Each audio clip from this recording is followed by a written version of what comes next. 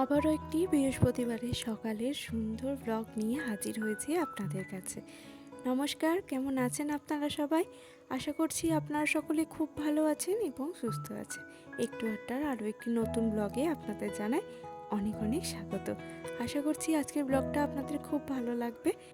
প্রত্যেক বৃহস্পতিবারই চেষ্টা করি ঠাকুরের আসনটাকে খুব ভালো করে পরিষ্কার করে নিতে।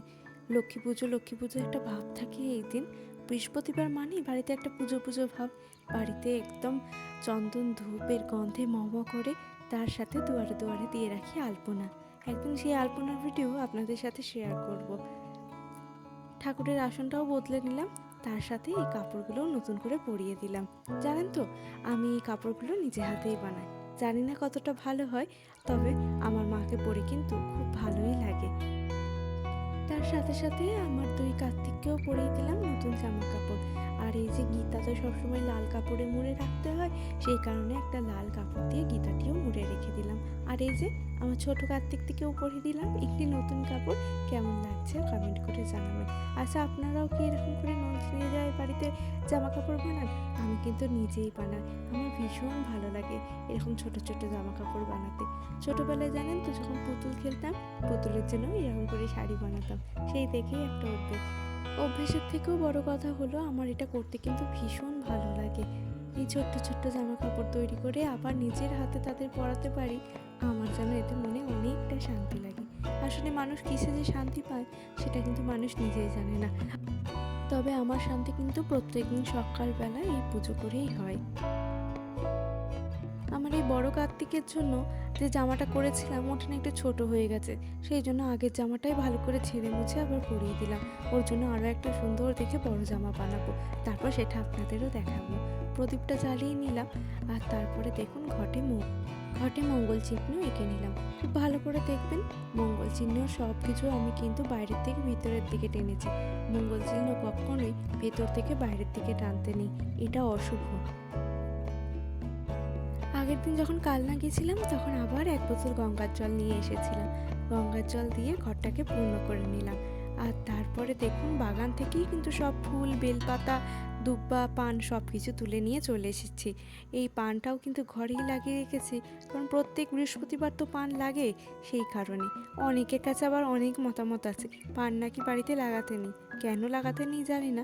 আচ্ছা বলুন দেখি, প্রত্যেক বৃহস্পতিবার যখন মা লক্ষ্মীর ঘটে আমরা পান দিচ্ছি, তাহলে বাড়িতে পানটা না লাগালে কোত্থেকে আনবো প্রত্যেক দিন?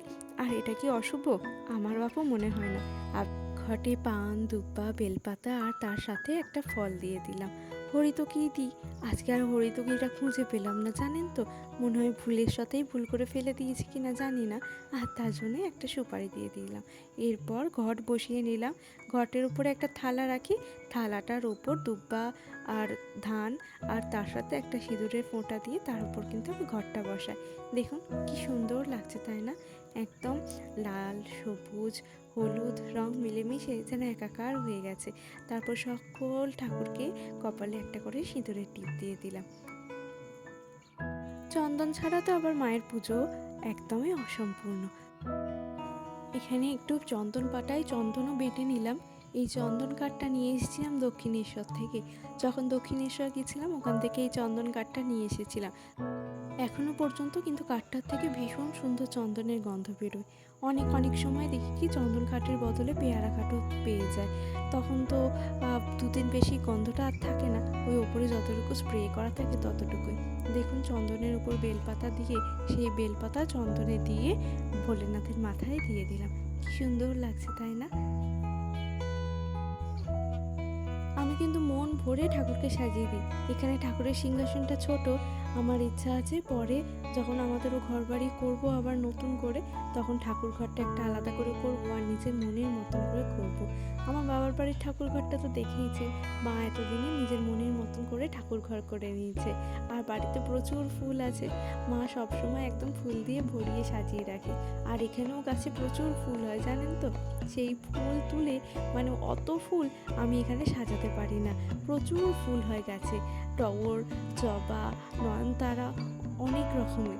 ইচ্ছা আছে বড় করে যখন সিংহাসন করব তখন একদম ফুলে ভরিয়ে রেখে দেব। আর এখন ঠাকুরকে প্রসাদ দিয়ে দিলাম। সকালবেলাটায় আর ফল আমার আনা হয়নি, সন্ধ্যাবেলায় ফল এনে তখন পুজোটা দিয়ে দেবো। আর এখানে তো জানেনই আমি সকাল সন্ধ্যা দুবেলায় ঠাকুরকে পুজো দিই।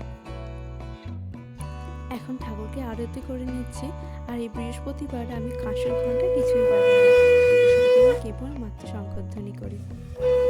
আমার বৃহস্পতিবারের লক্ষ্মী পুজোর ব্লগ কেমন লাগলো জানাবেন। আসি তাহলে, আবার দেখা হবে নতুন একটি ব্লগে। ততক্ষণ সবাই ভালো থাকবেন, সুস্থ থাকবেন আর আমার ছোট্ট চ্যানেলটার পাশে থাকবেন। টাটা।